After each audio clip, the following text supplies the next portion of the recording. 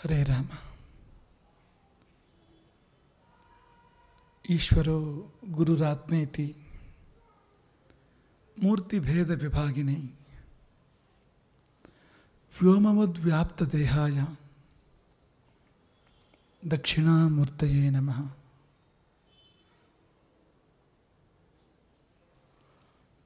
ಪಾಪೋಘ ಪರಿಧೂಯತಾಂ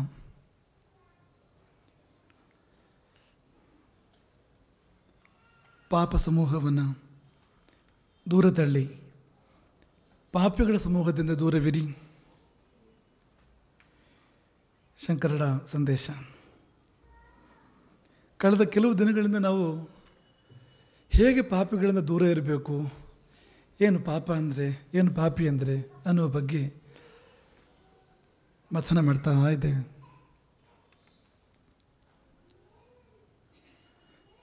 ಇಂದಿನ ನಮ್ಮ ವಿಷಯ ಏನು ಅಂದರೆ, ಒಬ್ಬ ಪಾಪಿಯನ್ನು ಹೇಗೆ ನೋಡಬೇಕು ಅಂತ, ಯಾವ ದೃಷ್ಟಿಯಿಂದ ನೋಡಬೇಕು ಒಬ್ಬ ಪಾಪಿಯನ್ನು.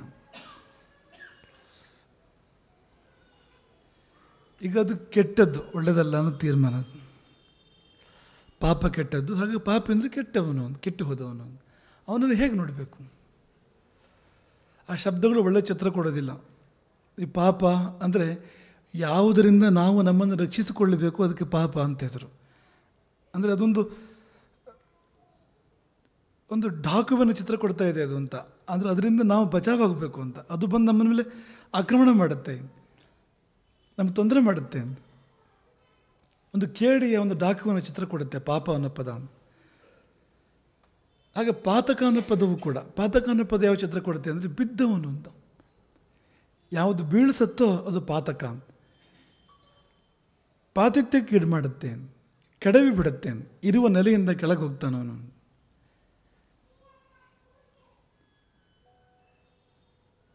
ಹಾಗಾಗಿ ಪಾಪ ಅಂದರೆ ಒಂದು ಡಾಕು ಕೇಡಿ ಚಿತ್ರ ಕೊಟ್ಟರೆ, ಪಾತಕ ಅಂದರೆ ಪತಿತನ ಚಿತ್ರ ಕೊಡುತ್ತೆ, ಬಿದ್ದವನ ಚಿತ್ರ ಕೊಡುತ್ತೆ ಒಂದು. ಎರಡೂ ಹೌದು. ನಮಗೆ ಪಾಪವಾಗಲಿ ಪಾಪಿಯಾಗಲಿ ತೊಂದರೆ ಮಾಡೋದು ಹೌದು, ಅದರಲ್ಲೇನು ಸಂಶಯ ಇಲ್ಲ. ಹಾಗಾಗಿ ಇವರು ದ್ವೇಷಕ್ಕರ್ಹರು. ಸ್ಥೂಲವಾಗಿ ಯೋಚನೆ ಮಾಡಿದರೆ ದ್ವೇಷಕ್ಕೆ, ಆಕ್ರೋಶಕ್ಕೆ, ದಂಡನೆಗೆ ಅರ್ಹರು ಅಂತ. ಆದರೆ ಒಳಹೊಕ್ಕು ನೋಡಿದಾಗ ಬಿದ್ದವರು ಪಾಪ, ಪತಿತರು. ಈ ಪತಿತ ಶಬ್ದ ಕನ್ನಡದಲ್ಲಿ ಬಳಕೆಯಲ್ಲಿದೆ ನೋಡಿ. ಒಂಥರ ಬೇರೆ ಚಿತ್ರ ಬರುತ್ತೆ. ಪತಿತ ಅಂದ ತಕ್ಷಣ ಏನೋ ಒಂದು ಮೈಲಿಗೆ ಅವನು ಅಂತ. ಆದರೆ ಆ ಶಬ್ದ ಸರಿಯಾಗಿ ಗಮನಿಸಿದ್ರೆ ಕನಿಕರ ಬರುತ್ತೆ. ಈ ಮಗು ಬಿದ್ದು ಬಿಡುತ್ತೆ. ಏನು ಸಿಟ್ಟು ಮಾಡಬೇಕಾ ಅಥವಾ ಕನಿಕರ ತೋರಿಸ್ಬೇಕಾ? ಈ ಕೆಲವು ತುಂಬ ಸಿಟ್ಟಿನ ಅಪ್ಪ ಅಮ್ಮ ಬಿದ್ದರೆ ಮತ್ತೆರಡು ಏಟು ಹಾಕ್ಬಿಡೋದು ಅಂತ. ಬಿದ್ಯಾ ಅಂತ, ಬಿದ್ದೆ ಏಟು ಬೇರೆ, ಆಮೇಲೆ ಅಪ್ಪ ಅಮ್ಮ ಹಾಕೋ ಏಟು ಬೇರೆ ಮತ್ತೆ ಅಂತ. ಅವಾಗೇನು ಅನಿಸುತ್ತೆ ನೋಡ್ಬೇಕಾದ್ರೆ, ನಮಗೇನು ಅನಿಸುತ್ತೆ ನೋಡೋರಿಗೆ? ಪಾಪಿ ಬಗ್ಗೆ ಅನ್ನಿಸ್ಬೇಕಾಗಿರೋದು ಇದು ಅಂತ.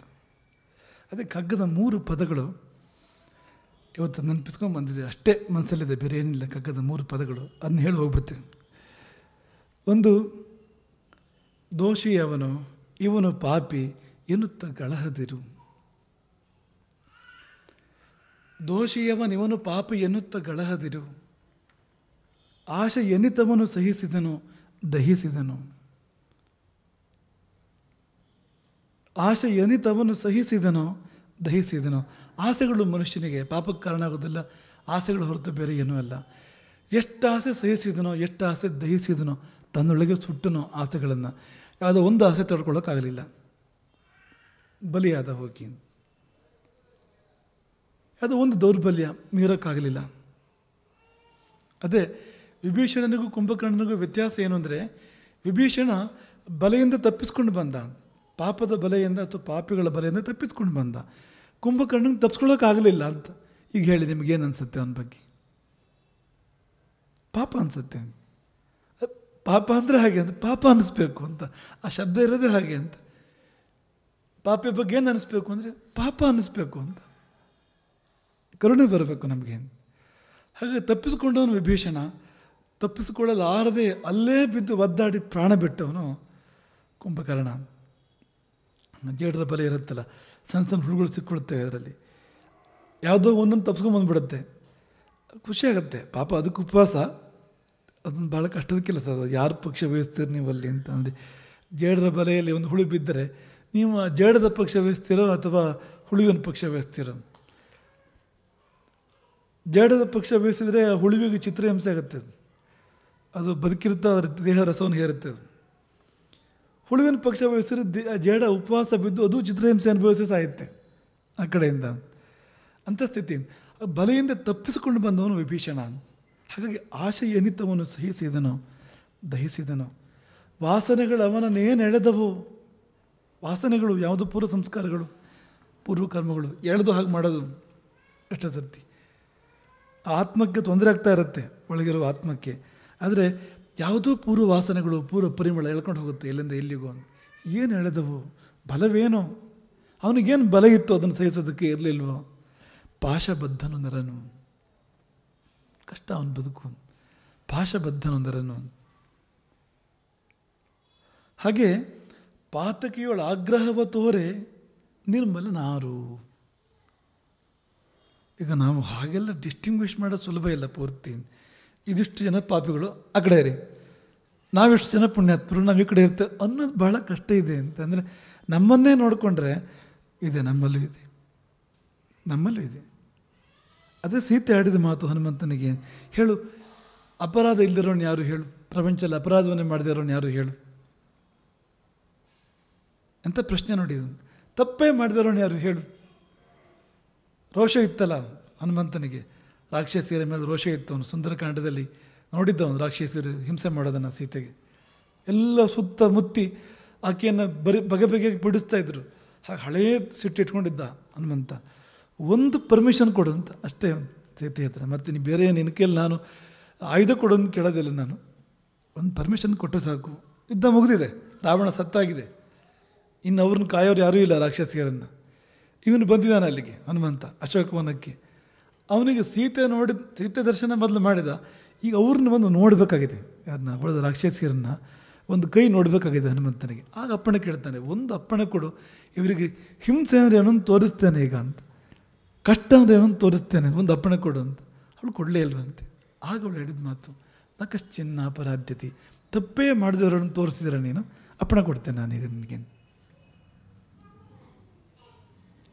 ಹಾಗಾಗಿ ಪಾಪಿಯನ್ನು ಯಾವ ದೃಷ್ಟಿಯಿಂದ ನೋಡಬೇಕು ಅಂದರೆ, ನೀನು ಇದೆಯಾ ನೆನಪಿಟ್ಕೋ ಅದರಲ್ಲಿ ಅಂತ. ಅಷ್ಟಲ್ಲೇ ಇರ್ಬೋದಪ್ಪ, ಎಷ್ಟೋ ಒಂದಷ್ಟು ಇದೆ ನಿನ್ನಲ್ಲೂ ಕೂಡ. ಏನೂ ಇಲ್ಲ ಅಂತ ಅನ್ನೋಕ್ಕಾಗತ್ತಾ? ಅದನ್ನು ಕೆ ಜಿ ಲೆಕ್ಕ ಮಾಡೋಕ್ಕಾಗತ್ತಾ? ಇಂತಿಷ್ಟು ಪಾಪ ಆದಮೇಲೆ ಅವನು ಪಾಪಿನ ಕೆ ಜಿ ಲೆಕ್ಕ ಮಾಡೋಕ್ಕಾಗತ್ತಾ? ಇಲ್ಲ ತಾನೆ. ಎಲ್ಲೋ ಒಂದು ಕಡೆ ನಾವು ಜಾರಿ ಇರ್ತೇವೆ, ಇನ್ನೆಲ್ಲೋ ಒಂದು ಕಡೆ ಅವರು ಜಾರಿ ಇರ್ತಾರೆ. ಜಾಸ್ತಿ ಜಾರಿ ಇರ್ಬೋದು, ದೂರ ಹೋಗಿರ್ಬೋದು, ಕೈಕಾಲು ಮುರಿದಿರ್ಬೋದು. ಕನಿಕರ ಪಡು. ಅದೇ ಪ್ರಶ್ನೆ ಕಗ್ಗದ ಕವಿ ಕೇಳೋದು. ನಿರ್ಮಲನಾರು? ಸಂಪೂರ್ಣ ನಿರ್ಮಲನಾದರೆ ಈ ಲೋಕಕ್ಕೆ ಬರೋಕ್ಕೆ ಆಗೋದಿಲ್ಲ, ಇಲ್ಲಿ ಇರೋಕ್ಕೆ ಆಗೋದಿಲ್ಲ ಈ ಲೋಕದಲ್ಲಿ ಅಂತ. ಭಗವಂತನಾದರೂ ಕೂಡ ಅವತಾರ ತಾಳ್ಬೇಕಾದ್ರೆ ಜೀವವೊಂದನ್ನು ಮಾಧ್ಯಮ ಮಾಡಬೇಕಾಗತ್ತೆ. ಅವನು ಒಂದು ಜೀವವನ್ನು ಮಾಧ್ಯಮ ಮಾಡಿ ಅವತಾರ ತಾಳ್ತಾನೆ ಅಂತ ಹೇಳ್ತಾರೆ ಭಗವಂತ ಕೂಡ. ಆ ಜೀವಕ್ಕೆ ಪುಣ್ಯ ಪಾಪಗಳಿರ್ತವೆ ಅಂತ. ಹಾಗಾಗಿ ಆ ಶರೀರದ ಜೊತೆಗೆ ಬರೋಕ್ಕಾಗತ್ತೆ ಅವನಿಗೆ ಅಂತ. ಇಲ್ಲಾಂದರೆ ದೇವರಿಗೂ ಕೂಡ ಅವಕಾಶ ಇಲ್ಲ, ಬರೋಕ್ಕಾಗಲ್ಲ ದೇವರು ಕೂಡ. ಈ ಲೋಕಕ್ಕೆ ಬರಬೇಕಾದ್ರೆ ಅರ್ಹತೆಯೇ ಅದು ಎರಡೂ ಇರಬೇಕಾಗತ್ತೆ, ಪಾಪ ಪುಣ್ಯ ಎರಡೂ ಇರಬೇಕಾಗತ್ತೆ. ಆದರೆ ಕಂಟ್ರೋಲ್ ದೇವರ ಕೈಲಿದೆ. ಅವತಾರ ಪುರುಷರು ಅಂದರೆ ಏನು ಅಂದರೆ, ನಮಗೂ ಅವ್ರಿಗೂ ಬೇರೆ ವ್ಯತ್ಯಾಸ ಏನಿಲ್ಲ. ಇದೇ ದೇಹ, ಇಂದ್ರಿಯಗಳು, ಮನಸ್ಸು, ಜೀವ ಎಲ್ಲ ಇದೆ ಅಲ್ಲೂ ಕೂಡ. ಜೀವನ ಇಲ್ಲ ಅಂತ ಅನ್ಕೋಬೇಡಿ. ರಾಮನಾದರೂ ಕೃಷ್ಣನಾದರೂ ಅಲ್ಲೊಂದು ಜೀವ ಇದ್ದೇ ಇದೆ, ಜೀವ ಇಲ್ಲ ಅಂತ ಹೇಳೋಕ್ಕಾಗೋದಿಲ್ಲ. ಹಾಗಾಗಿ ರಾಮ ಮನುಷ್ಯ ಅಂದರೆ ತಪ್ಪೇನಿಲ್ಲ. ಮನುಷ್ಯ ಮಾತ್ರನಲ್ಲ ಅಂತ ಹೇಳಬೇಕಾಗಿರೋದು ಅಷ್ಟೇ ಹೊರತು ಮನುಷ್ಯ ಅಲ್ಲ ಅಂತಲ್ಲ. ಮನುಷ್ಯ ಅಲ್ಲದೆ ರಾವಣನ ಸಂಹಾರವೇ ಆಗಲ್ಲ. ವರ ಇರೋದು ಹಾಗೆ. ಮನುಷ್ಯರ ಕೈಯಲ್ಲಿ ಸಾಯಬೇಕು ಅಂತ ರಾವಣನಿಗೆ ವರ ಇರುತ್ತಾನೆ. ಮನುಷ್ಯನ ಅಲ್ದಿರೋ ರಾಮನ ಕೈಯಲ್ಲಿ ಸಾಯೋದು ಹೇಗೆ ಅವನು? ರಾವಣ ಮನುಷ್ಯ ಹೌದು, ಆದರೆ ಮನುಷ್ಯ ಮಾತ್ರನಲ್ಲ ಅಂತ. ಇನ್ನೂ ಆಚೆಗಿದೆ ವ್ಯಾಪ್ತಿ ಅಂತ. ಕಂಟ್ರೋಲ್ ದೇವರ ಹತ್ರ ಇದೆ. ಅವನ ಸಂಕಲ್ಪದಿಂದ ಬಂದಿರುವಂಥ ಶರೀರ, ಅದನ್ನು ಆಳ್ತಾ ಇರೋದು ದೈವ ಹೊರತು ಜೀವ ಅಲ್ಲ ಅಂತ. ಆ ದೇಹವನ್ನು, ಆ ಪ್ರಕೃತಿಯನ್ನು ದೈವ ಆಡ್ತಾ ಇದೆ, ಯಾವುದೋ ಸಂಕಲ್ಪ ಕೆಲಸ ಮಾಡ್ತಾ ಇದೆ ಅಲ್ಲಿ. ಅದು ವ್ಯತ್ಯಾಸ ಅವತಾರ ಪುರುಷರಿಗೂ ಸಾಮಾನ್ಯ ಮನುಷ್ಯರಿಗೂ. ಜೀವನ ಇಲ್ಲ ಅಂದ್ಕೋಬೇಡಿ, ಅದು ಲಾಜಿಕಲ್ ಅಲ್ಲ, ಅದು ಪ್ರಾಕ್ಟಿಕಲ್ ಅಲ್ಲ, ಅದು ಹಾಗಿರೋದಿಲ್ಲ. ಅದು ಜೀವ ಇರುತ್ತೆ ಅಲ್ಲೂ ಕೂಡ ಅಂತ. ಹಾಗಾಗಿ ಪಾಪ ಪುಣ್ಯಗಳಿರುತ್ತೆ. ಇಲ್ಲ ಅಂದರೆ ಈಗ ಅವತಾರ ಪುರುಷರಿಗೂ ದುಃಖ ಆಗುತ್ತಲ್ಲ, ಅದಕ್ಕೆ ಏನು ರೀಸನಿಂಗ್ ಕೊಡ್ತೀರಿ? ಏನು ಕಾರಣ ಕೊಡ್ತೀರಿ? ಕಾರಣ ಕೊಡೋಕ್ಕಾಗೋದಿಲ್ಲ ನೋಡಿ. ಪುಣ್ಯ ಪಾಪಗಳನ್ನ ಇಟ್ಕೊಂಡೇ ಬರಬೇಕಾಗತ್ತೆ ಅಂತ. ಈ ಲೋಕಕ್ಕೆ ಬರಬೇಕಾಗಿರೋಂಥ ಅರ್ಹತೆ ಅದು ಅಂತ. ಅದು ಪಾಪ ಅಂದಷ್ಟಕ್ಕೆ ಬರೀ ಕೆಟ್ಟದು ಅಂತಲೂ ಅಲ್ಲ, ಪಾಪವೂ ಸಹಾಯ ಮಾಡುತ್ತೆ. ನೀನು ಅಧ್ಯಾತ್ಮಿ ಆದರೆ ಅಧ್ಯಾತ್ಮಕ್ಕೆ ಪಾಪ ಸಹಾಯ ಮಾಡುತ್ತೆ ಒಂದು ಹಂತದಲ್ಲಿ. ಈಗ ನೋವೆಲ್ಲ ಅಧ್ಯಾತ್ಮಕ್ಕೆ ಸಹಾಯವೇ. ಈ ಲೋಕವನ್ನು ಬಿಟ್ಟು ಆ ಲೋಕಕ್ಕೆ ಹೋಗಬೇಕು, ಇದನ್ನು ಬಿಟ್ಟು ಇಹವನ್ನು ಬಿಟ್ಟು ಪರದ ಕಡೆ ನಮಗೆ ಅಭಿರುಚಿ ಬರಬೇಕು ಅಂದರೆ ಅದಕ್ಕೆ ನೋವು ಕಾರಣ ಅಂತ. ಈ ಶಂಕರಾಚಾರ್ಯ ಮುಂದಿನ ಪದವೇ ಅದು ಅಂತ. ಇದಕ್ಕಿಂತ ಅದು ಚೆಂದ ಇದೆ, ಅಲ್ಲಿ ಆನಂದ ಇದೆ, ಹಾಗಿಲ್ಲ ಇದು ಅಂತ ಅನ್ನಿಸ್ತಿದ್ರೆ ಅವನು ಇಲ್ಲಿಂದ ಅಲ್ಲಿ ಹೋಗೋದಿಲ್ಲ ಅಂತ ಹೇಳ್ತಾರೆ ಅವರು ಶಂಕರರು. ಹಾಗೆ ಅನ್ನಿಸ್ಬೇಕಾದ್ರೆ ನೋವು ಬೇಕು, ನೋವು ಬೇಕಾದ್ರೆ ಪಾಪ ಬೇಕು. ಅಲ್ಲಿಗೆ ಪಾಪವು ಸಹಾಯ ಮಾಡಿದಾಗ ಆಯ್ತಲ್ವಾ, ಅಧ್ಯಾತ್ಮಕ್ಕೆ ಸಹಾಯ ಮಾಡಿದಾಗ ಆಯ್ತು ನೋಡಿ ಪಾಪವು ಕೂಡ. ಹಾಗೆ ನೀವು ಯಾವುದಕ್ಕೂ ಬೋರ್ಡ್ ಹಾಕೋಕ್ಕೆ ಸಾಧ್ಯವೇ ಇಲ್ಲ. ಇದು ಕೆಟ್ಟದ್ದು, ಯಾವುದಕ್ಕೂ ಬೋರ್ಡ್ ಹಾಕೋಕ್ಕೆ ಸಾಧ್ಯ ಇಲ್ಲ, ಲೇಬಲ್ ಹಚ್ಚೋಕ್ಕೆ ಸಾಧ್ಯ ಇಲ್ಲ ಯಾವುದಕ್ಕೂ. ಕೆಲವು ಸರ್ತಿ ಅದು ಕೂಡ ಒಳ್ಳೇದು ಮಾಡ್ಬೋದು. ನೀವು ಒಳ್ಳೇದಾಗಬೇಕು ಅಂತ ಇದ್ದುಬಿಟ್ರೆ, ಒಳ್ಳೇದು ಮಾಡಬೇಕು ಅಂತ ಇದ್ದುಬಿಟ್ರೆ ನಿಮ್ಗೆ ಏನೇನು ಸಿಗುತ್ತೋ ಅದೆಲ್ಲ ಪರಿಕರಗಳು ಕೂಡ ಒಳ್ಳೇದು ಮಾಡೋದಕ್ಕೆ ಪೂರಕ ಆಗುತ್ತೆ. ಕೈಕೇಯಿ ಅವಳಿಗೆ ಮಾತ್ಸರ್ಯ ಬಂತು, ಕೌಸಲ್ಯ ಮೇಲೆ ಪ್ರೀತಿ, ರಾಮಭರತ ರಾಮನ ಮೇಲೆ ಪ್ರೀತಿ ಇರುತ್ತೆ, ಆದರೆ ಕೌಸಲ್ಯ ಮೇಲಿಲ್ಲ. ಏನು ಮಂಥರೆ ಅವಳನ್ನ ಒಡೆಯೋದೇ ಹಾಗೆ ಅಂತ. ನೋಡು, ಕೌಸಲ್ಯ ರಾಜಮಾತೆ ಆಗ್ತಾಳೆ, ಆಮೇಲೆ ರಾಮರಾಜನಾದರೆ ನೀನು ಅದ ಅಲ್ಲ ಅಂತ, ಅದು ನಾನು ಬಿಡೋದಿಲ್ಲ ಅಂತ ಎದ್ಲು ಕೂಡಲೇ ಕೈಕೇಯಿ ಅಂತ. ಅಲ್ಲಿ ತುಂಬ ಕೆಡುಕಾಯಿತು. ಆದರೆ ಅಂತಿಮ ಪರಿಣಾಮ ನೋಡಿ, ರಾಮ ಒಳ್ಳೆ ಕೆಲಸ ಮಾಡೋಕ್ಕೆ ಅಂತ ಬಂದಿದ್ದಾನೆ ಭೂಮಿಗೆ, ಅವನಿಗೆ ಅದು ಮಾಧ್ಯಮ ಆಯಿತು ಒಳ್ಳೆ ಕೆಲಸ ಮಾಡೋದಕ್ಕೆ ಅಂತ. ಉದ್ದೇಶ ಒಳ್ಳೆ ಕೆಲಸ ಮಾಡಬೇಕು ಅಂತ, ಭೂಮಿಯನ್ನು ಒಳ್ಳೇದು ಮಾಡಬೇಕು ಅಂತ. ಹಾಗಾಗಿ ಮಂಥರೆಯ ಚಾಡಿ ಇರ್ಬೋದು, ಕೈಕೇಯಿಯ ಲೋಭ ಇರ್ಬೋದು, ಮಾತ್ಸರ್ಯ ಇರ್ಬೋದು, ಈ ಶೂರ್ಪಣಕ್ಕೆ ದುರ್ಬುದ್ಧಿ ಇರ್ಬೋದು, ಎಲ್ಲವೂ ಮಾಧ್ಯಮವೇ ಆಯಿತು ರಾಮನಿಗೆ ಅವನು ಕೆಲಸ ಮಾಡೋದಕ್ಕೆ ಅಂತ. ಅವನಿಗೂ ಸ್ವಲ್ಪ ಕಷ್ಟ ಆಗಿರ್ಬೋದು, ಅದು ಪಾರ್ಟ್ ಆಫ್ ಇಟ್. ಅದಿಲ್ಲದೆ ಇಲ್ಲ ವ್ಯವಹಾರ, ಈ ಲೋಕದ ವ್ಯವಹಾರ. ಇದು ಒಳ್ಳೇದು ಮಾಡಬೇಕು ಅಂತ ಹೊರಟ್ರೆ ಅದು ಇದ್ದೇ ಇದೆ ಜೊತೆಯಲ್ಲಿ ಅಂತ. ಹಾಗಾಗಿ ಪಾಪವನ್ನೇ ನಾವು ಹಾಗೆ ಲೇಬಲ್ ಮಾಡೋಕ್ಕಾಗೋದಿಲ್ಲ. ಪಾಪವೂ ಕೂಡ ನೀನು ಹೊರಟಾಗ, ಆ ದಾರಿಗೆ ಹೊರಟಾಗ ನಿನಗೆ ಜೊತೆಗೆ ಬರುತ್ತೆ, ನಿನಗೆ ಪೂರಕವಾಗಿ ಬರುತ್ತೆ. ಇದು ಅಂದಮೇಲೆ ಪಾಪಿಗಳನ್ನು ಲೇಬಲ್ ಮಾಡೋದು ಹೇಗೆ?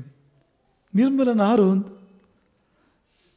ಪಾತಕಿಯೊಳ ಆಗ್ರಹವ ತೋರೆ, ಆತ್ಮದ ಪರಿಕಥೆಯನ್ನು ಅರಿತವರೇ ನಾವು. ಆ ಆತ್ಮದ ಪರಿಕಥೆ, ಪರಿಕಥೆ ನಮ್ಗೆ ಗೊತ್ತಾ? ಸೋತ ದುರ್ಬಲಿಗೆ ಸಲ್ಲುವುದು ನಮ್ಮ ಅನುಕಂಪೆ. ಇಲ್ಲಿ ಕಗ್ಗದ ಕವಿಯ ವೈಶಿಷ್ಟ್ಯ ಇರೋದು ಇಂಥ ಜಾಗದಲ್ಲಿ ಅಂತ. ಅವ್ರು ಯಾವ ದೃಷ್ಟಿ ಇದೆ ನೋಡಿ ಅವರಿದ್ದು ಅಂತ. ಎಂಥವ್ರಾಗಿರ್ಬೇಕು ಅವರು ಆ ಸಾಲನ್ನು ಬರೆದವರು. ಸೋತ ದುರ್ಬಲಿಗೆ ಸಲ್ಲುವುದು ನಮ್ಮ ಅನುಕಂಪೆ ಅಂತ ಯಾರಿಗೆ ಅವ್ರು ಹೇಳೋದು? ರಾವಣನಂತವ್ರಿಗೆ ಹೇಳ್ತಾರವ್ರು. ಸೋತ ದುರ್ಬಲಿ ಅವನು. ಕಾಮಕ್ರೋಧಗಳು ವಿಜೃಂಭಿಸುವಾಗ ಅವುಗಳನ್ನು ಗೆಲ್ಲಕ್ಕಾಗಲಿಲ್ಲ ಅವನಿಗೆ, ಸೋತಾದ್ರ ಮುಂದೆ ಅಂತ. ಯಾರಾದರೂ, ದುರ್ಯೋಧನನಾದರೂ, ಕಂಸನಾದರೂ, ಇನ್ನೊಬ್ಬಾದರೂ ಸೋತವರು ಅವರು ಅಂತ. ಅದಿಲ್ಲದಿದ್ದರೆ ಅವನು ಆ ಕೆಲಸ ಮಾಡ್ತಾನೆ ಇರಲಿಲ್ಲ ಅಂತ. ಕಾಮಕ್ರೋಧಗಳ ಮುಂದೆ ಸೋಲ್ದೇ ಇದ್ದಿದ್ರೆ ಆ ಕೆಲಸ ಮಾಡ್ತಿರ್ಲಿಲ್ಲ ಅವನು. ಅದನ್ನೇ ಮಂಡೋದರಿ ಹೇಳ್ತಾಳೆ, ತುಂಬ ಸುಂದರವಾಗಿ ಹೇಳ್ತಾಳೆ. ರಾವಣನ ಶವಕ್ಕೆ ಹೇಳ್ತಾಳೆ ಅವಳು, ಇಂದ್ರಿಯಾಣಿ ಪುರಾಜಿತ್ವ. ನೀನು ಮೊದಲು ತಪಸ್ಸು ಮಾಡಿದೆಯಲ್ಲ ಚಿಕ್ಕ ವಯಸ್ಸಲ್ಲಿ, ಆಗ ಇಂದ್ರಿಯಗಳನ್ನು ಗೆದ್ದೆ ನೀನು, ಮನಸ್ಸನ್ನು ಗೆದ್ದೆ, ಇಂದ್ರಿಯಗಳನ್ನು ಗೆದ್ದೆ, ತಪಸ್ಸು ಮಾಡಿದೆ ನೀನು. ಬಹುಶಃ ಅವುಗಳು ದ್ವೇಷ ಇಟ್ಕೊಂಡಿದ್ವು ಅಂತ ಕಾಣುತ್ತೆ. ಈಗ ಬಂದು ಸೇಡು ತೀರಿಸಿದ್ವಲ್ಲವು, ಅದೇ ಇಂದ್ರಿಯಗಳು, ಅದೇ ಮನಸ್ಸು, ಅದಕ್ಕೆ ತಾನೇ ಸೋತಿದ್ದು ನೀನು. ಹಾಗಾಗಿ ಇದು ಬಂತು, ಈ ಸ್ಥಿತಿ ಬಂತು ನಿನಗೆ ಅಂತ ಮಂಡೋದರಿ ಹೇಳ್ತಾಳೆ. ಎಂಥ ಮೆಚುರಿಟಿ ಇರಬೇಕು ಅವಳಿಗೆ, ಮಂಡೋದರಿಗೆ ಅಂತ. ಎಂಥ ಒಂದು ಪ್ರಬುದ್ಧತೆ ಇರಬೇಕು ಅವಳಿಗೆ ಅಂತ. ಇಂದ್ರಿಯಾಣಿ ಪುರಾಜಿತ್ವ. ಒಂದು ಕಾಲದಲ್ಲಿ ಗೆದ್ದವನು ಇಂದ್ರಿಯಗಳನ್ನು, ಅದಕ್ಕೆ ಸೋತಿಯಲ್ಲೋ ಇಂದ್ರಿಯಗಳಿಗೆ. ಅದನ್ನು ಇನ್ನೊಂದು ಪದ್ಯದಲ್ಲಿ ಕಗ್ಗದ ಕವಿ ಹೇಳಿದ್ದಾರೆ, ರಾವಣನ ಹಳಿವವನೇ. ರಾವಣನ ಬೈತೀವಿ ನಾವು, ಭಯ ತಪ್ಪು ಅಂತಲ್ಲ, ನೀನು ಭಯಕ್ಕೆ ಜಾಗ, ನೀನು ಅಧಿಕಾರಿ ಅಂತ ಕೇಳೋದವರು. ರಾವಣನ ಹಳಿವವನೇ, ಜೀವವನ್ನೇ ಬಿಸುಡಿಸುವ ಲಾವಣ್ಯವೆಂತಹುದು, ನೋವದೆಂತಹುದು, ತಿಳಿದು ಹೊಳೆಯುವಡೆ ಹಳಿ. ಜೀವವನ್ನು ಬೆಸುಡಿಸುವ ಲಾವಣ್ಯ ಎಂತಹುದು, ನೋವದೆಂತಹುದು. ರಾವಣ ಕೃಷ್ಣನಾಗಿ ಹೋಗಿದ್ದಂತೆ. ಅಂದರೆ ರಾಮ ಯುದ್ಧ ಶುರುವಾಗ ಹೊತ್ತಿಗೆ ಹತ್ತತ್ರ 1 ವರ್ಷ ಆಗಿತ್ತಲ್ಲ, 10-11 ತಿಂಗಳಾಗಿತ್ತಲ್ಲ. ಸೀತೆಯನ್ನು ಕರ್ಕೊಂಡು ಬಂದ ಮೇಲೆ ಒಂದು 10-11 ತಿಂಗಳ ನಂತರ 10 ತಿಂಗಳಲ್ಲಿ ಹನುಮಂತ ಬರ್ತಾನೆ ಇಲ್ಲಿಗೆ ಅಶೋಕವನಕ್ಕೆ, ಲಂಕೆಗೆ ಹನುಮಂತ ಬಂದಿದ್ದು 10 ತಿಂಗಳು. ವರ್ತತೆ ದಶಮೋ ಮಾಸ ಅಂತ ಹೇಳ್ತಾಳೆ ಸೀತೆ. 10ನೇ ತಿಂಗಳು ನಡೀತಾ ಇದೆ ಈಗ ಅಂತ, ಇಲ್ಲಿಗೆ ಬಂದು ನಾನು ಅಂತ. ಮತ್ತೊಂದು ಸರಿ ಹುಟ್ಟದವಳು ಸೀತೆ. ಬಹುತು ಶೇಷವು ಪ್ಲವಂಗಮ. 12ನೇ ತಿಂಗಳಲ್ಲಿ ಸತ್ತೋಗ್ತಾನೆ ರಾವಣ. ಈ 10-11 ತಿಂಗಳಾಗಿದೆಯಲ್ಲ, ಇಷ್ಟು ಹೊತ್ತಿಗೆ ರಾವಣ ಸಪುರಾಗಿ ಹೋಗಿದ್ದ ಅಂತ ಹೇಳುತ್ತೆ ರಾಮಾಯಣ. ಅಂದರೆ ಒಳಗೆ ಹೇಗೆ ಕೊರೆದಿದೆ ಅಂದರೆ ಅದು ಪೂರೈಸದ ವಾಂಛೆ, ಅಪೇಕ್ಷೆ, ಅದು ಹೇಗೆ ಅವನನ್ನು ಕೊರೆದಿದೆ ಅಂದರೆ ಅವನು ಒಳಗಿಂದ ಒಳಗೆ ಗೆದ್ದಲು ಹಿಡಿದಾಗಿದ್ದಾನೆ ಅಂತ ರಾವಣ ಅಂತ ರಾಮಾಯಣ ಹೇಳುತ್ತೆ ಅಂತ. ಹಾಗಾಗಿ ಅವನು ಅಂದರೆ ಅಂಥ ಯುದ್ಧವನ್ನು ಕೊಟ್ಟವನು ಮೊದಲೆಲ್ಲ, ಈಗ ಅವನಿಗೆ ಅಂಥ ಯುದ್ಧ ಕೊಡೋಕ್ಕಾಗಲಿಲ್ಲ, ಒಳಗಿಂದ ಹೋಗಿದ್ದಾನೆ. ಆದರೆ ಅವನ ಲಾಜಿಕ್ ಕೂಡ ಅದೇ ಇತ್ತು. ಅವನು ನಿಜವಾಗಿ ಸೀತೆಯ ಮೇಲಿನ ಲೋಭದಿಂದಲೇ ಅವನು ಅಪಹರಣ ಮಾಡಿದ್ದು. ಆದರೆ ಅವನು ಕೊಡೋ ಕಾರಣ ಏನಂದರೆ ಆಪ್ತೇಷ್ಟರ ಮಧ್ಯದಲ್ಲಿ ಅದು ರಾಮನ ಮೇಲೆ ವೈರ ಇತ್ತು, ಅವನೆಲ್ಲ ಕರದೋಷಣರೆಲ್ಲ ಸಂಹಾರ ಮಾಡಿದಾನೆಲ್ಲ, ಹಾಗಾಗಿ ಮಾಡಿದ್ದು. ಒಂದೇ ಸತಿ ಹೋಗಿ ಆಕ್ರಮಣ ಮಾಡೋದಲ್ಲ. ರಾಜನೀತಿ ಏನು ಅಂದರೆ ಶತ್ರುಗಳನ್ನು ದುರ್ಬಲಗೊಳಿಸಬೇಕು ಅಂತ. ದುರ್ಬಲಗೊಳಿಸೋ ದಾರಿ ಹೇಗೆ? ಸೀತೆ ಅಂದರೆ ಪಂಚಪ್ರಾಣ ಅವನಿಗೆ. ಸೀತೆಯನ್ನು ಅಪಹಾರ ಮಾಡಿದರೆ ಆಗ ಅವನು ಸೀತೆಯ ನೆನಪಲ್ಲೇ ಕೃಷನಾಗ್ತಾನೆ, ಕುಸಿತಾನೆ ಮಾನಸಿಕವಾಗಿ, ಬುದ್ಧಿಗೆಡುತ್ತೆ, ಆತ್ಮ ಕದಡುತ್ತೆ, ಅವನದ್ದು ಶರೀರ ಕೃಷಾಗುತ್ತೆ, ಬಲ ಕುಗ್ಗುತ್ತೆ, ಆತ್ಮವಿಶ್ವಾಸ ಇರೋದಿಲ್ಲ. ಆಗ ನಾನು ಯುದ್ಧ ಮಾಡಲಿ, ಅವನಾಗ ನೋಡ್ಕೊಳ್ತೇನೆ ಅಂತ ಇವನು ಹೇಳೋದು. ಹೀಗೆ ಹೇಳಿದ್ದಾನೆ ವಾಲ್ಮೀಕಿಯಲ್ಲಿದೆ, ವಾಲ್ಮೀಕಿ ರಾಮಾಯಣದಲ್ಲಿ. ಆದರೆ ಆಗಿದ್ದ ಮಾತ್ರ ಅವನೇ ಕೃಷನಾಗ್ತಾನೆ ಕೊನೆಗೆ. ಯಾಕೆಂದರೆ ಅದು ಎಂಥ ಸೋಲು ಅಂದರೆ ಅವನದೇ ರಾಜ್ಯ, ಅವನದೇ ನಗರ, ಅವನದೇ ಮನೇಲಿದ್ದಾಳೆ ಅವಳು. ಹೇಳಿ ಕೇಳಿ ಹೆಣ್ಣು. ಮತ್ತು ಹೆಣ್ಣು ಅಂದರೆ ಶಾರೀರಿಕವಾಗಿ ಅವಳು ಯುದ್ಧ ಮಾಡುವಂಥ ಕುಶಲತೆ ಇರೋವಳಲ್ಲ. ಎಡಗೇಲಿ ಬಿಲ್ಲಿ ಎತ್ಕೊಂಡು ಬರ್ತಾ ಇದ್ಲು ಅನ್ನೋದು ರಾಮಾಯಣದಲ್ಲಿಲ್ಲ. ಶಿವಧನುಸ್ಸನ್ನು ಎಡಗೇಲಿ ಎತ್ಕೊಂಡ್ಬಂದು ಹಿಡ್ತಾ ಇದ್ಲು ಅಂತ ವಾಲ್ಮೀಕಿ ರಾಮಾಯಣದಲ್ಲಿಲ್ಲ. ಅಂದರೆ ಅದು ಸೀತೆ ಹೊಗಳಿಕೆ ಆಗೋದಿಲ್ಲ, ಅದು ಹಾಗೆಲ್ಲ ಹೇಳಿದರೆ ಅದು ಅಲ್ಲಿ. ಆಕೆಗೆ ಹೊಗಳಿಕೆ ಹೇಗೆ ಸಲ್ಲುತ್ತೋ ಹಾಗೆ ಸಲ್ಲುತ್ತೆ ಹೊರತು ಹೀಗೆಲ್ಲ ಸಲ್ಲೋದಲ್ಲ ಅದು ಅಂತ. ಹಾಗಾಗಿ ಅಂತಹ ಅಬಲೆ ಏಕಾಂಗಿನಿ, ಇವನದ್ದೇ ಕೋಟೆ, ಇವನದ್ದೇ ರಾಜ್ಯ. ಆದರೆ ಅವಳು ಮುಂದೆ ಇವನು ಸೋಲ್ತಾನೆ ಅಂತ ಅವಳು ಧಿಕ್ಕರಿಸ್ತಾಳೆ, ಅವನನ್ನು ತಿರಸ್ಕರಿಸ್ತಾಳೆ, ಅವನನ್ನು ನೀವು ಮಾಡೋದು ಮಾಡು ಅಂತ, ನಿನ್ನ ವಶವಾಗೋದಿಲ್ಲ ಅಂತ ಹೇಳ್ತಾಳೆ ಅಂತ. ಅದರ ಮೂಲಕ ಅವನನ್ನು ಸೋಲಿಸ್ತಾಳೆ ಅವಳು ಅಂತ. ಕದ್ಕೊಂಬರೋದು ಮಾತ್ರ ಇವನ ಯಶಸ್ಸು ಅಂತ, ಆಮೇಲೆ ಪೂರ್ತಿ ಸೋಲೆ. ಅವಳು ಮುಂದೆ ಹೋದಾಗ ಸೋಲ್ತಾನೆ ಅಂತ. ಅದಕ್ಕೆ ಹೇಳಿದ್ರು ಅವರು, ಲಾವಣ್ಯವೆಂತಹುದು ನೋವದೆಂತಹುದು ತಿಳಿದು ಹೊಳಿಬಡೆ ಹಳಿ. ಗಾವಿಲಿನ ಗಳ ಏನು? ಗಾವಿಲ ಗಳಹಿದರೆ ಏನರ್ಥ ಅದಕ್ಕೆ ಅಂತ. ಹಾಗೆ ಗಳಹಿದಾಗ ಆಗ್ಬೋದು. ನಿಂಗೆ ಗೊತ್ತಾ ಅದೇನು ಅಂತ? ಸೋತ ದುರ್ಬಲಿಗೆ ಸಲ್ಲುವುದು ನಮ್ಮ ಅನಕುಂಪೆ. ಎಲ್ಲ ಪಾಪಿಗಳು ಸೋತವರು ಜೀವನದ ಯುದ್ಧದಲ್ಲಿ, ಅಥವಾ ಜೀವದ ಯುದ್ಧ ಇದೆ. ಒಂದು ಜೀವಕ್ಕೂ ಮಾಯಗೂ ಯುದ್ಧ ನಡೀತಾನೇ ಇದೆ ನಿರಂತರವಾಗಿ. ಹೇಗಾದರೂ ಮಾಡಿ ಮಾಯ ಬಲೆಯಿಂದ ಪಾರಾಗಿ ದೇವರನ್ನು ಸೇರಬೇಕು ಅಂತ ಜೀವ ಪ್ರಯತ್ನ ಮಾಡ್ತಾ ಇರುತ್ತೆ, ಮಾಯೆ ಅಡ್ಡಗಟ್ತಾ ಇರುತ್ತೆ. ಈ ಯುದ್ಧ ನಿರಂತರ. ಅಲ್ಲಿ ಸೋತವನಿಗೆ ಪಾಪಿ ಅಂತ ಹೆಸರು. ನಿಜವಾದ ಯುದ್ಧದಲ್ಲಿ ಸೋತವನು ಅವನು ಅಂತ. ನಮಗೆ ಬಾಹ್ಯವಾಗಿ ಕೆಲವು ತೊಂದರೆ ಆಗ್ಬೋದು, ಅಂಥವ್ರು ನಮಗೆ ಏನಾದರೂ ಕಿರಿಕಿರಿ ಮಾಡಿದರೆ ಒಳಗಿಂದ ಉಪಕಾರವೇ ಆಗ್ಬೋದು, ಹೊರಗಿಂದ ಕೆಲವು ಕಿರಿಕಿರಿ ಆಗ್ಬೋದು, ತೊಂದರೆ ಆಗ್ಬೋದು. ಅವನು ನಿಜವಾಗಿ ಸೋತವನು ಅಂತ. ಹಾಗಾಗಿ ಸೋತ ದುರ್ಬಲಿಗೆ ಸಲ್ಲುವುದು ನಮ್ಮ ಅನುಕಂಪೆ, ನೀತಿ ನಿಂದೆಯೊಳಿರದು ಮಂಕುತಿಮ್ಮ. ಪಾಪವೆಂಬುದೇನು ಸುಲಭ ಸಾಧನೆಯಲ್ಲ. ಅಂತಾಗತ್ತಲ್ವ, ಕೇಳಿದ್ರು ಒಂದು ಸರ್ತಿ. ಪಾಪವೆಂಬುದೇನು ಸುಲಭ ಅಲ್ವಂತೆ, ಪಾಪ ಮಾಡೋದು ಕೂಡ ಅಂತ. ಸುಲಭ ಸಾಧನೆಯಲ್ಲ. ಹಾಗಂದ್ರೆ ತಾಪದಿಂ ಬೇಯದವನ್ ಅದ ನೆಸಪನಲ್ಲ. ಯಾವುದೇ ಪಾಪ ತಾಪವನ್ನು ಕೊಟ್ಬಿಡುತ್ತೆ, ಇಮ್ಮಿಡಿಯೇಟ್ ಕೊಟ್ಬಿಡುತ್ತೆ ಅಂತ. ಆಮೇಲೆ ಮರುದಿನ ಅಂತಲ್ಲ, ಮಾಡೋಕ್ಕಿಂತ ಮುಂಚೆನೇ ಚುಚ್ಚುತ್ತೆ ಅದು. ಯಾರನ್ನಾದರೂ, ಎಂಥ ಕೆಡಿಯನ್ನಾದರೂ ಮಾಡಿದ ಮೇಲಂತೂ ಮತ್ತೆ ಮತ್ತೆ ಚುಚ್ಚುತ್ತೆ ಅಂತ. ಚುಚ್ಚದೇ ಇರೋದಿಲ್ಲ ಅದು ಅಂತ. ಹಾಗಾಗಿ ತಾಪದಿಂ ಬೇಯದವನ್ ಅದ ನೆಸಪನಲ್ಲ. ಮುಂದೊಂದು ದಿನ ಅಂತೂ ಕ್ರೂರವಾಗಿ ಬಂದು ಹಿಂಸೆ ಮಾಡುತ್ತೆ, ಹಿಂದಿರುಗಿ ಬಂದದ್ದು ಆ ಪಾಪ. ಹಾಗಾಗಿ ತಾಪದಿಂ ಬೇಯದವನ್ ಅದ ನೆಸಪನಲ್ಲ. ವಾಪಿಯಾಳವ ದಡದ ನಿಂತಾತ ನರಿವನೇ. ವಾಪಿ ಅಂದರೆ ಬಾವಿ. ಆ ವಾಪಿ ಶಬ್ದ ಬಾವಿ ಆಗಿದ್ದು ಕನ್ನಡದಲ್ಲಿ. ಬಾವಿಯ ಆಳವನ್ನು ದಡದಲ್ಲಿ ನಿಂತವನು ಅರ್ಥ ಮಾಡ್ಕೊಳಕ್ಕಾಗತ್ತಾ? ಮೇಲೆ ನಿಂತವನು, ಕಟ್ಟೆ ಮೇಲೆ. ಬಾವಿಲಿ ಏನು ಆಳ ಇದೆ, ನೀರೆಷ್ಟು ಆಳ ಇದೆ ಅಲ್ಲಿ, ಮತ್ತು ಅದರೊಳಗೆ ಏನೇನು ಇರ್ಬೋದು, ಹಾವಿರ್ಬೋದಾ, ಮೊಸಳೆ ಇರ್ಬೋದಾ, ಇನ್ನೊಂದು ಇರ್ಬೋದಾ, ಗೊತ್ತಾಗತ್ತಾ? ಪಾಪಿ ಆಳವ ದಡದ ನಿಂತಾತ ನರಿವನೇ. ಪಾಪಿ ಎದೆಯೊಳಗೆ ಇಳಿಯೋ. ಪಾಪಿ ಎದೆಯಲ್ಲಿ ಕೂಡ ಒಂದು ಬಾವಿ ಇದೆ ಅಲ್ಲಿ, ಅದರೊಳಗೆ ಇನ್ನೇನೇನಿದೆಯೋ ನಿಂಗೆ ಗೊತ್ತಿಲ್ಲ ಅಂತ. ಪಾಪಿ ಎದೆಯೊಳಗೆ ಇಳಿಯೋ ಮಂಕುತಿಮ್ಮ. ಇದನ್ನೇ ಎಲ್ಲ ಮಹಾಪುರುಷರು ಮಾಡ್ತಾ ಬಂದಿರೋದು. ಒಂದು ಪಾಪಿಗೇನು ಗತಿ ಅನ್ನೋ ಪ್ರಶ್ನೆ 3-4 ದಿವಸದಿಂದ ಬರ್ತಾ ಇದೆ ಅನೇಕರದ್ದು. ನೀವು ದೂರ ಮಾಡಬೇಕು ಅಂತ ಹೇಳ್ತೀರಿ, ಅವನ ಗತಿ ಏನು ಅಂದರೆ, ಅಲ್ಲ ನೀನು ಅದಕ್ಕಿರೋನಲ್ಲ, ಅದಕ್ಕೆ ಅಂತಲೇ ಇರೋರಿದ್ದಾರೆ ಅಂತ, ಅದಕ್ಕಾಗಿ ಭೂಮಿಗೆ ಬರ್ತಾರೆ ಎಷ್ಟೋ ಜನ ಅಂತ. ಅವರಿಗೆ ಬೇರೆ ಏನೂ ಕೆಲಸ ಇಲ್ಲ, ಪಾಪಿಗಳನ್ನು ಸುಧಾರಿಸೋದೇ ಕೆಲಸ ಅವರಿಗೆ, ಅದಕ್ಕೆ ಅಂತಲೇ ಬರ್ತಾರೆ ಅಂತ. ಅವತಾರಗಳಾಗ್ತವೆ ಅದಕ್ಕೆ ಅಂತಲೇ ಅಂತ. ಅದಕ್ಕೆ ಅಂತಲೇ ಗುರುಗಳು ಹುಡ್ತಾರೆ, ಸಂತರು ಹುಡ್ತಾರೆ, ಸತ್ಪುರುಷರು ಹುಡ್ತಾರೆ. ಈಗ ಅವರಷ್ಟಕ್ಕೆ ಅವರು ದಾಟಿ ಹೋಗೋರಿಗೆ ದೊಡ್ಡ ವಿಷಯ ಏನೂ ಇಲ್ಲ ಅಂತ. ಆದರೆ ದಾಟ್ಸೋಕಂತಲೇ ಹುಟ್ಟೋರು ಇದ್ದಾರೆ, ಅವ್ರಿಗೆ ಆ ಕೆಲಸ ಮಾಡೋಕ್ಕೆ ಬಿಡು. ಹೆಚ್ಚು ಅಂದರೆ ನೀನು ಆ ಕಡೆ ದಾರಿ ತೋರಿಸು ಅಂತ, ಇಲ್ಲಿ ಹೋದರೆ ದಾಟ್ತೀಯ ನೀನು ಅಂತ ದಾರಿ ತೋರಿಸು, ಅದು ನಿನ್ನ ಕೆಲಸ. ಮತ್ತು ನೀನೇ ಅದು ಮಾಡೋಕ್ಕೆ ಹೊರಟ್ರೆ ಆ ಪಾಪಿ ನಾನು ಉದ್ಧಾರ ಮಾಡ್ತೇನೆ ಅಂತ ನೀನು ನಡತೆ ನೋಡ್ಕೊ ಅಷ್ಟೇ. ಎಷ್ಟು ಉಚಿತವೋ ನೋಡು. ಅದೊಂದು ಬಾರಿ ಇಷ್ಟದ ಪದ್ಯ ಇದೆ ನಮಗಂತೂ. ಬೆಟ್ಟಕ್ಕೆ ಸನ್ನೆ ಹಾಕಿರುವ ಮಹದಾಶಿಗನೇ, ಬೆಟ್ಟಕ್ಕೆ ಸನ್ನೆ ಹಾಕಿರುವ ಮಹದಾಶಿಗನೇ, ಗಟ್ಟಿಗೆ ಸೊಟ್ಟಾಗದೆ ಸನ್ನೆಗೋಲು, ರಟ್ಟೆಯೇ ಮುರಿದೀತು ಮೈ ಮರೆತ ಸಾಹಸದಿ.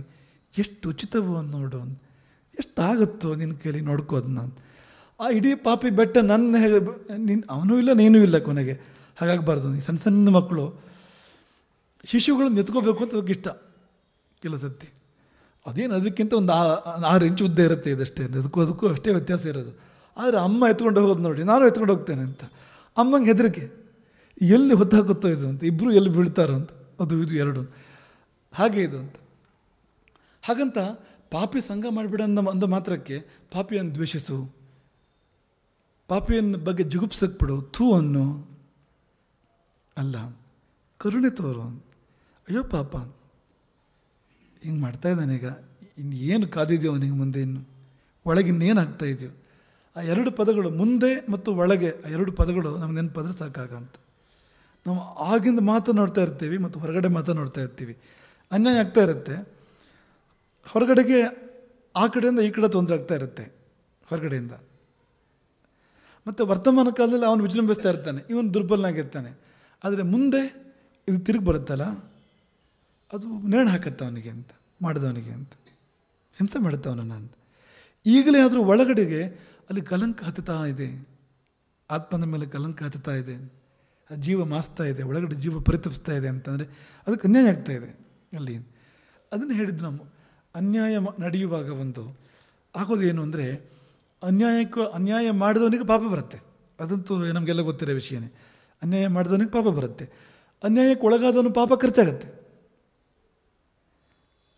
ಅಂದರೆ ಈ ಆ್ಯಂಗಲಿಂದ ನೋಡಿದರೆ ಅಲ್ಲಿ ನಡೀತಿರೋದೇನು ನಿಜವಾಗಿ, ಜೀವದ ಆ್ಯಂಗಲಿಂದ ನೋಡಿ, ಜೀವದ ಮಟ್ಟದಿಂದ ನೋಡಿ ಆಗ್ತಿರೋದೇನು, ಅನ್ಯಾಯಕ್ಕೆ ಒಳಗಾದವನು ಪಾಪ ಕಳ್ಕೊಳ್ತಾ ಇರ್ತಾನೆ, ಅವನು ಪಾಪ ತೀರ್ತಾ ಇರುತ್ತೆ ಆ ಅನ್ಯಾಯದಿಂದಾಗಿಂತ, ಅವನು ಶುದ್ಧನಾಗ್ತಾ ಇರ್ತಾನೆ ಅಂತ. ಅನ್ಯಾಯ ಮಾಡಿದವನು ಪಾಪಿ ಆಗ್ತಾ ಇರ್ತಾನೆ, ಪಾಪ ಬರ್ತಾ ಇರುತ್ತೆ ಅವನಿಗೆ. ಹೊರಗಿನಿಂದ ಅವನು ವಿಜೃಂಭಿಸ್ತಾ ಇದ್ದಾನೆ, ಇವನಿಗೆ ತೊಂದರೆ ಆಗ್ತಾ ಇದೆ, ಅದು ಹೊರನೋಟ ಮಾತ್ರ ಅದು ಅಂತ.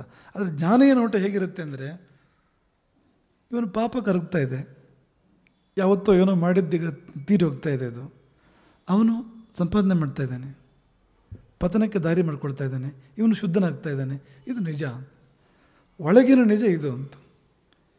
ಹಾಗಾಗಿ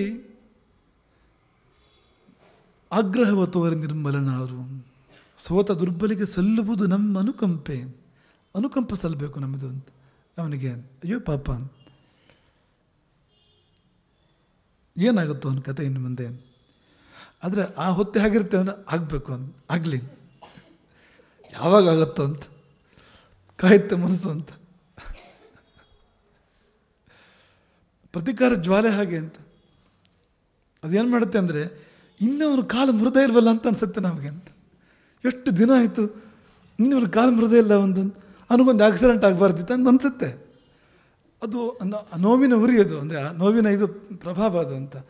ಆದರೆ ನಾವೇನೂ ತಲೆ ಕೆಡಿಸ್ಕೋಬೇಕಾಗಿಲ್ಲ. ಈಗ ಒಂದು ರಾಜ್ಯಕ್ಕೋ ಒಂದು ನಾಡಿಗೋ ಹೇಗೆ ಪೊಲೀಸ್ ಅಂತ ಇರುತ್ತೆ, ಹಾಗೆ ಸೃಷ್ಟಿಗೂ ಒಂದು ಪೊಲೀಸ್ ಅಂತ ಇರಲೇಬೇಕು ಅಂತ. ಈಗ ಸೃಷ್ಟೀಶನ ಒಂದು ಪೊಲೀಸ್ ಇರಲೇಬೇಕು ಅಂತ, ಯಮಧರ್ಮನೋ ಅವನು ಬಳಗೋ ಒಂದು ಇರುತ್ತೆ ಅಲ್ಲಿ ಅಂತ, ಇದ್ದೇ ಇರುತ್ತೆ ಅದು ಅಂತ. ಮತ್ತು ಅಲ್ಲಿ ಇದೆಲ್ಲ ನಡೆಯೋದಿಲ್ಲ, ಲಂಚ, ಋಷಿವತ್ತು, ಪ್ರಭಾವ ಇದೆಲ್ಲ ನಡೆಯೋದಿಲ್ಲ, ಇದು ಯಾವುದೂ ನಡೆಯೋದಿಲ್ಲ. ಅಲ್ಲಿ ಆಗಬೇಕಾದ ಫಲಗಳು ಆಗೇ ಬಿಡ್ತವೆ, ಮಾಡಬೇಕಾದ್ರೆ ಅವ್ರು ಮಾಡೇ ಬಿಡ್ತಾರೆ ಅಂತ. ನಮ್ಮ ಮೇಲೆ ಆ ಜವಾಬ್ದಾರಿ ಇಲ್ಲ. ಶಿಕ್ಷೆ ರಕ್ಷೆಯ ಪ್ರಭು ನಾವಲ್ಲ, ಅವನು ಇನ್ನೊಬ್ಬರು ಇದ್ದಾನೆ. ಆ ಶಿಕ್ಷೆ ರಕ್ಷೆಯ ಪ್ರಭು ನಮಗೆ ಏನು ಕೆಲಸ ಕೊಟ್ಟಿದ್ದಾರೆ ಆ ಕೆಲಸ ನಾವು ಮಾಡ್ಕೊಂಡು ಹೋಗಬೇಕು. ನಮ್ಮ ಮುಂದೆ ಏನು ಕರ್ತವ್ಯ ಇದೆ ಅದನ್ನು ಸಮರ್ಪಕವಾಗಿ ಸಮೀಚೀನ ಮಾಡ್ತಾ ನಾವು ಮುಂದುವರಿಬೇಕು. ತೊಂದರೆ ಆಗದವ್ರಿಗೆ ಏನು ಬೇಕೋ ಅದನ್ನು ಮಾಡಬೇಕು. ಈಗ ಒಬ್ಬ ರಾಜ್ಯದ ರಾಜ ಅವನು ಸೈನ್ಯ ಇಟ್ಕೊಂಡಿದ್ದಾನೆ.